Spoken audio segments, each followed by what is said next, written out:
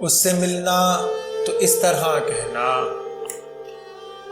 اس سے ملنا تو اس طرح کہنا، تجھ سے پہلے میری نگاہوں میں کوئی روپ اس طرح نہ اترا تھا۔ تجھ سے آباد ہے خرابہ دل، ورنہ میں کس قدر اکیلا تھا۔ تیرے ہونٹوں پہ کوثر کی اوس، تیرے چہرے پہ دھوپ کا جادو، تیری سانسوں کی تھر تھراہٹ میں کونپلوں کے کنوار کی خوشبو۔